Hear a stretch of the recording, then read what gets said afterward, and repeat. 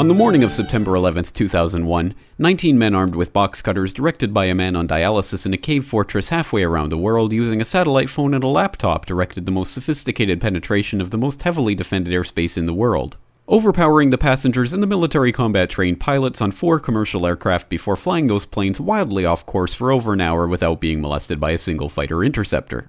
These 19 hijackers, devout religious fundamentalists who like to drink alcohol, snort cocaine, and live with pink-haired strippers, managed to knock down 3 buildings with 2 planes in New York, while in Washington a pilot who couldn't handle a single-engine Cessna was able to fly a 757 in an 8,000-foot descending 270-degree corkscrew turn to come exactly level with the ground, hitting the Pentagon in the budget analyst office where DoD staffers were working on the mystery of the $2.3 trillion that Defense Secretary Donald Rumsfeld had announced missing from the Pentagon's coffers in a press conference the day before, on September 10th, 2001.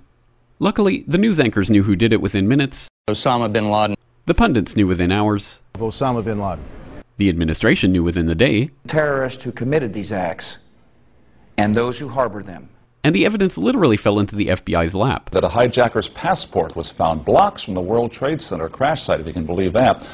But for some reason, a bunch of crazy conspiracy theorists demanded an investigation into the greatest attack on American soil in history. That investigation was delayed, underfunded, set up to fail, a conflict of interest, and a cover-up from start to finish. It was based on testimony extracted through torture, the records of which were destroyed.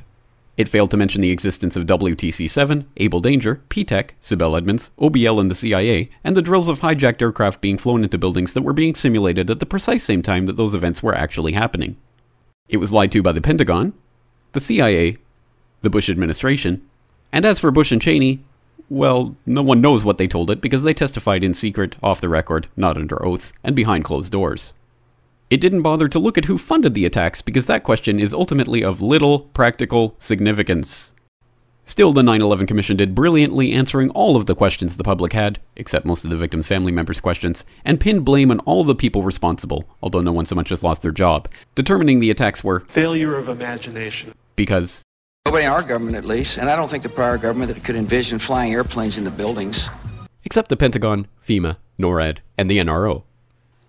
The DIA destroyed 2.5 terabytes of data on Able Danger, but that's okay because it probably wasn't important. The SEC destroyed their records on the investigation into the insider trading before the attacks, but that's okay because destroying the records of the largest investigation in SEC history is just part of routine record keeping. NIST has classified the data that they used for their model of WTC-7's collapse, but that's okay because knowing how they made their model of the collapse would jeopardize public safety. The FBI has argued that all material related to their investigation of 9/11 should be kept secret from the public, but that's okay because the FBI probably has nothing to hide. This man never existed, nor is anything he had to say worthy of your attention, and if you say otherwise, you are a paranoid conspiracy theorist and deserve to be shunned by all of humanity. Likewise him, and her. And her, and her, and him. Osama bin Laden lived in a cave fortress in the hills of Afghanistan, but somehow got away. Then he was hiding out in Tora Bora, but somehow got away.